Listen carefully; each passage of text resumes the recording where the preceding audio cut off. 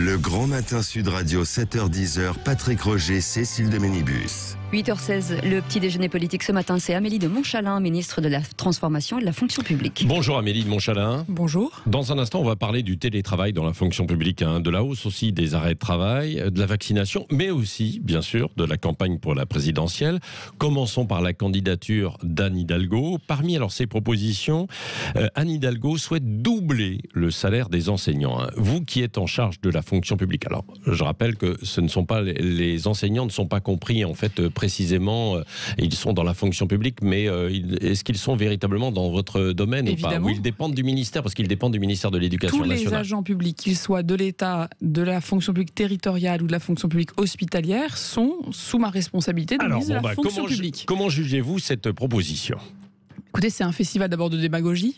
Oui. Et surtout, moi j'ai un enjeu de responsabilité. Quand on fait de la politique, on doit assumer à la fois son action, son bilan, et être crédible quand on fait des propositions.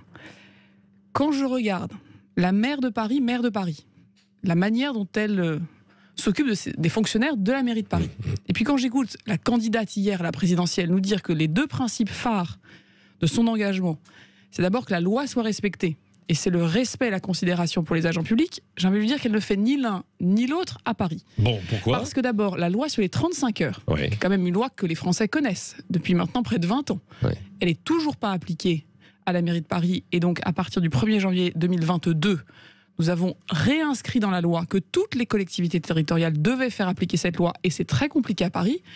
Pourquoi on travaille combien à la mairie de Paris? Il manque 50 heures à peu près dans l'année de travail, donc c'est un Ça fait quoi? Ça fait une semaine à ça fait 8 jours, 7-8 jours de travail en plus, Ouais. et qui permettrait d'ailleurs d'assurer une forme de continuité du service public, mais derrière il y a aussi un enjeu de considération, de respect. Ouais. Où est l'équité quand on se dit de gauche à considérer qu'il y a les fonctionnaires hors de Paris qui doivent travailler 35 heures et puis qu'il faudrait qu'à la mairie de Paris il y ait un régime d'exception? Moi je dis très franchement, les augmentations de salaire des fonctionnaires, c'est pas Madame Hidalgo qui les a pris à Paris, c'est pas non plus elle qui me les a proposés, c'est moi, en juillet dernier, grâce au soutien du président de la République et du Premier ministre, qui a annoncé que nous allions revaloriser de 40 à 100 euros le salaire des fonctionnaires de catégorie C, que nous allions dans l'État payer la protection sociale complémentaire, la mutuelle santé des fonctionnaires. C'est moi qui, au mois d'avril dernier, me suis assuré que personne n'était payé sous le SMIC. Il y avait des gens à Paris, des agents publics de Madame Hidalgo qui étaient payés sous le SMIC. Donc, vous voyez, moi j'ai un problème, c'est qu'on peut donner des leçons, toujours, mais il vaut mieux balayer devant sa porte, surtout quand sa porte est aussi grande que celle de la mairie de Paris, et qu'on est au cœur là d'une contradiction majeure. Donc elle ouvre les vannes pour présenter en fait énormément de choses, Anne Hidalgo, et puis très concrètement après sur le terrain elle n'applique pas, elle ne gère pas. Alors ce que vous dites c'est qu'elle ne gère pas, c'est un problème de gestion. Nous avec le président de la République, oui. On a un engagement vis-à-vis des Français. C'est qu'on prend nos responsabilités. Il y a des choses qu'on avait promis en 2017 qui sont en train de se mettre en œuvre, qui fonctionnent. Il y a des choses qui n'ont pas encore assez fonctionné. Moi, vous savez, sur le site du gouvernement, tous les Français peuvent voir les résultats de nos 43 politiques prioritaires par eux-mêmes. Effectivement, c'est pas mieux du côté d'Emmanuel Macron et de vous-même, puisque normalement, dans les promesses, il y avait la suppression de 120 000 postes de fonctionnaires et rien n'a été fait véritablement de ce côté-là. Est-ce qu'aujourd'hui, dans le monde de la crise Covid... non mais je dis pas, mais c'était une des promesses, c'est ce que vous dites aussi. Moi j'ai aucun problème, sauf que Madame Hidalgo, parlez-lui des 35 heures. Oui. Moi j'assume de dire devant vous, oui il y a eu la crise Covid, oui nous sommes en train de mettre les personnes là où nous avons besoin, dans les écoles, nous investissons dans la justice, dans la sécurité, on stabilise les effectifs, il n'y a pas de hausse du nombre de fonctionnaires, mais on réalloue nos moyens parce que le monde a changé et il faut qu'on soit extrêmement sérieux. Mais moi la politique, vous voyez, c'est une question. Quand on prend un engagement, quand on a un bilan, quand on a une responsabilité de gestion, Madame Hidalgo est maire de Paris, la première chose qu'il faut quand même regarder, c'est est-ce qu'elle a augmenté les salaires de ses agents publics? Non. Qui est-ce qui est en train de le faire? Le gouvernement. Est-ce qu'elle fait respecter la loi dont elle clame partout qu'il faut la faire respecter? Non. Qui est-ce qui la fait respecter la loi? C'est nous. Bon, donc elle est dans le domaine en fait des fake news, Anne Hidalgo. Si je vous suis, Amélie de Montchalin, c'est vous qui le dites, quoi. Depuis des années, a toujours vu la fonction publique comme une clientèle. Oui. On dit des choses formidables quand il s'agit de faire campagne, et ensuite on fait en général pas la moitié du quart de ce qu'on a promis, et on s'étonne ensuite qu'il y a un problème de défiance dans notre pays. Oui. Nous, on fait les choses par étapes. Jean-Michel Blanquer l'a encore redit ce matin. Évidemment que nous croyons qu'il faut améliorer la rémunération des enseignants. Bah oui, c'est quand même un problème. Ils ne sont pas aujourd'hui bien. De même que dans la fonction publique sur certains postes. Quoi. Et quand on parle de la fonction hospitalière, on l'a vu bien sûr lors de la crise. Évidemment, les revalorisations. Je suis en train de travailler, vous voyez, sur la revalorisation des filières sociales et administratives pour qu'il n'y ait plus d'inégalité entre les ministères. Mais est-ce que Mme Hidalgo a un projet pour notre école, pour l'école de France? Pour l'instant, elle nous parle des salaires, c'est très bien, mais et le reste? Et l'égalité des chances? Et l'organisation de la formation? Elle l'a évoqué quand même, l'égalité des chances. Et le dédoublement des classes. Est-ce qu'on peut savoir ce qu'elle pense sur le reste? Parce que faire de la fonction publique une clientèle, je pense que les agents publics eux-mêmes ne sont plus dupes. Oui. À propos de la fonction publique et du télétravail, où en sommes-nous là? 3 jours de télétravail, c'est ça pour les agents de la fonction publique, sur la base du volontariat? On en est qu'on a signé, et c'est là aussi inédit, historique, ça montre que le dialogue social, ça marche. Nous avons signé en juillet dernier à l'unanimité. J'insiste parce que c'est assez historique, c'est assez rare.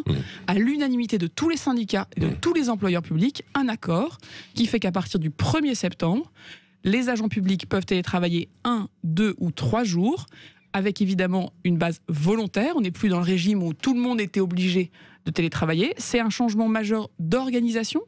Ça crée aussi de la confiance, de l'innovation, et ça c'est important de montrer que notre fonction publique, elle est pas toujours. Mais ça ne va pas créer aussi des week-ends comme le disent certains, puisque vous dites que décalée. Oui, puisque certains ne travaillent pas suffisamment, c'est ce que vous dites. Est-ce que ça ne va pas provoquer des week-ends aussi à rallonge pour certains? Est-ce que vous avez remarqué que depuis plus d'un an, l'État a tenu, les services publics ont fonctionné? On a réussi à faire avancer énormément de projets. D'ailleurs, beaucoup de nos politiques ont continué à se déployer pendant une période où pourtant, on ne peut pas dire qu'on ait travaillé de manière tout à fait normale par rapport à avant. Pour autant, j'avais 80% des agents des ministères parisiens étaient en télétravail. 50% des agents dans les préfectures et les sous-préfectures étaient en télétravail. Ils sont plus efficaces dans le télétravail ou pas alors? Qu'est-ce qu'on voit? Mais on voit que le télétravail, c'est du travail. Après, bien sûr, il faut que ça s'organise. Il faut qu'il y ait du contrôle quand même, non? C'est pour ça qu'on a fait un accord. Comment on organise le dialogue social, comment on organise le droit à la déconnexion aussi, comment on s'intéresse, par exemple, aux femmes enceintes, aux proches aidants, au fait qu'il faut qu'on puisse aussi s'assurer que le dialogue social se poursuit. Bref, on a donné un cadre qui est innovant, qui est un vrai progrès social. Il y a une compensation financière jusqu'à 220 € par an, parce que télétravailler, ça engendre aussi des coûts quand on est chez soi. Et donc on a un accord aujourd'hui très équilibré. Et moins de coûts aussi, parce qu'on se déplace en fait un petit peu moins, on dépense moins de carburant aussi. C'est l'équation. Ça devrait être donnant-donnant, non? C'est donnant-donnant, au sens où aujourd'hui, on a, je crois, une opportunité unique, à la fois d'assurer évidemment de l'efficacité, de la continuité dans le service public. On ne parle pas de tous les métiers, évidemment. Les enseignants, les policiers et les surveillants de prison ne sont pas concernés par le télétravail, ça n'aurait pas de sens. Mais on a surtout l'occasion de remettre la fonction publique en avance, en fer de lance, en aiguillon d'un progrès social, parce que moi, il était important pour moi qu'en tant que ministre de la fonction publique, on arrête de penser qu'on serait toujours les gens en retard, les has-beens, les à côté. Nous, on a pris cet engagement, on avance, et c'est aujourd'hui, dans chaque équipe, dans chaque service, dans chaque ministère, eh bien, les gens s'organisent sur cette base-là. Oui. Qu'en est-il des arrêts de travail qui ont augmenté dans la fonction publique, c'est le rapport de la Cour des comptes. Qu'est-ce que vous proposez? Moi, je propose ce que je fais depuis un an, c'est qu'on s'intéresse par exemple à l'état de santé des fonctionnaires. Vous savez que les fonctionnaires, ils payent aujourd'hui tout seuls leur mutuelle santé. Ça aboutit à quoi? À beaucoup de gens qui n'ont pas de mutuelle et à beaucoup trop de gens qui ne vont pas. Pourquoi cette situation, effectivement? Plutôt que d'avoir des augmentations de salaire, est-ce qu'il ne faudrait pas travailler sur le secteur? On le fait. Au 1er janvier 2022, tous les agents de l'État, les 2 millions d'agents de l'État, auront 15 € par mois pour payer leur mutuelle santé. Et en 2024, ou d'ici 2026 ou plus tard, ils auront l'équivalent de 30 €, c'est-à-dire la moitié de leur mutuelle santé, comme dans le privé. Ça, c'est un élément majeur, parce que derrière les arrêts, il y a beaucoup de situations de santé qui ne sont pas bien suivies. Et donc l'accès à la santé, c'est un premier élément. Et puis l'organisation du travail, on vient d'en parler, le télétravail, la qualité de vie au travail, c'est autant d'éléments sur lesquels on travaille. Et puis évidemment, on contrôle, et on s'assure que les choses soient faites de manière rigoureuse. Et donc c'est pour ça qu'aussi, chacun, employeur public, l'ensemble du système prend ses responsabilités. Et il n'y a aucun sujet que je mets sous le tapis, celui-là comme les autres. Amélie de Montchalin, vous avez parlé d'Anne Hidalgo, de sa candidature. Il y en a un qui renonce, c'est Édouard Philippe. Vous qui venez des rangs de la droite, vous ne regrettez pas justement qu'il ne se lance pas dans cette campagne? Moi, je ne viens pas des rangs de la droite. Moi, je suis engagé auprès du président de la République. Et ce que j'ai entendu hier dans les mots d'Édouard Philippe, c'est une forme d'évidence. Il s'est engagé pendant plus de 3 ans pour un homme, Emmanuel Macron, pour un projet. Il a été l'acteur de la mise en œuvre des engagements du président de la République. Il a été lâché en rase campagne, non, pendant la crise du Covid, non? Écoutez, les choses se sont passées comme elles se sont passées, et surtout aujourd'hui, c'est ça, donc, aujourd'hui, c'est un homme loyal. Moi, j'étais heureuse de faire partie du gouvernement sous son autorité, et je suis très heureuse aujourd'hui qu'il prenne toute sa place dans la campagne présidentielle. Toute sa place, mais c'est-à-dire, qu'est-ce que vous ne regrettez pas quand même qu'il lui-même ne crée pas un parti pour se lancer en fait dans cette campagne, alors qu'on a besoin en fait d'idées, quoi, bien sûr, dans ce débat. On a aussi besoin surtout de cohérence. Le président de la République a pris des engagements en 2017. Le rôle qui m'a d'ailleurs été donné, c'est de suivre la mise en œuvre de ces engagements. Beaucoup de ces engagements traduisent des politiques publiques qu'Édouard Philippe et ses gouvernements ont fait voter, ont ensuite activé. Aujourd'hui, on est dans la continuité et il y a une forme de cohérence dans le temps. On a été effectivement dans un quinquennat qui a été marqué par les gilets jaunes, par le Covid. On est en train d'accélérer pour que les Français voient les résultats de ce qu'on leur a promis. Et le Premier ministre, qui a été le Premier ministre pendant les 3 premières années de ce quinquennat, s'engage à côté du président, ça me paraît être une évidence. Et c'est ça en démocratie aussi, que les Français voient que nous sommes des gens qui sont constants. Un mot je pense de que la constance, on en a parlé au début de l'interview, c'est fondamental. De la fonction publique hospitalière. Mercredi 15, c'est la date butoir pour le personnel soignant qui n'est pas soigné. Est-ce que vous avez des vacciné, chiffres? Je crois qui n'est pas vacciné, bien sûr, oui, pas le personnel soignant non soigné, bien sûr, non vacciné. Est-ce que vous avez des derniers chiffres, justement? Alors, les derniers chiffres qu'on a eus, c'est que plus de 95%, 96% des fonctionnaires, agents publics des hôpitaux sont aujourd'hui avec une première dose, que les 3-4% restants avaient l'intention de se faire vacciner et qu'il reste peut-être 1% d'agents dans les hôpitaux qui ne souhaitent pas se faire vacciner. Ça veut dire que notre ambition, qui était de mener une campagne de vaccination, a fonctionné. Après, on a effectivement, à partir du 15 septembre, un principe pour travailler dans un endroit où on est dans un endroit de soins. On doit être protégé ceux qui viennent être là parce qu'ils sont fragiles ou malades.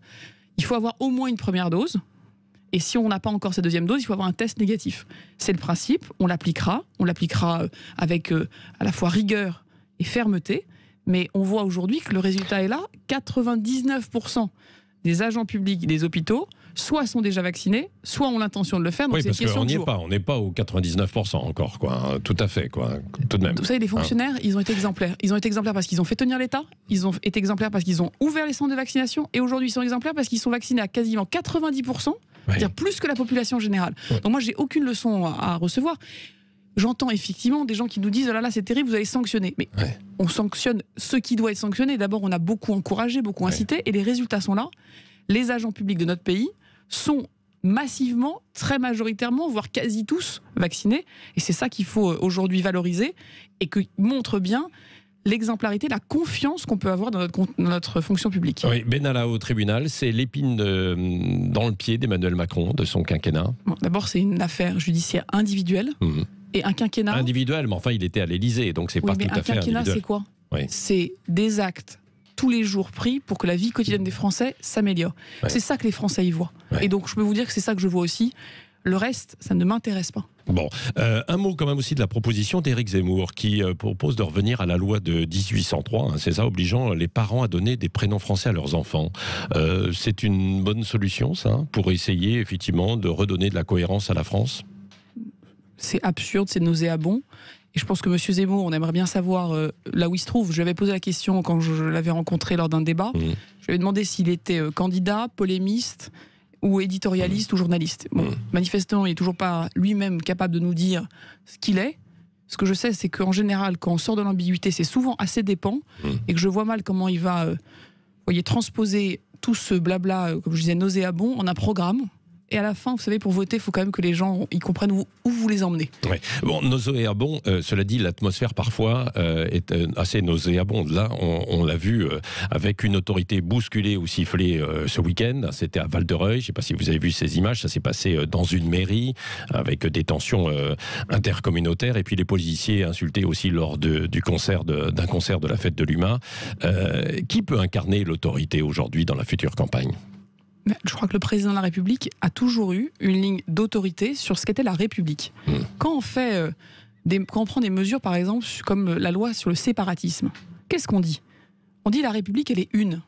Elle n'est pas homogène au sens où tout le monde serait pareil. elle permet cette République de vivre réellement avec nos différences, mais avec des principes qui font qu'on peut être dans sécurité, qu'on respecte la on ne l'est liberté pas de conscience de véritablement chacun. aujourd'hui dans certains quartiers aujourd'hui Mais quand c'est même. pour ça qu'on Justement, il met y a un des problème. moyens, c'est pour ça qu'on prend des actions, c'est pour ça qu'on remet des policiers, c'est pour ça qu'on fait que la loi est force d'application, c'est pour ça qu'on remet 8% encore d'augmentation du budget de la justice.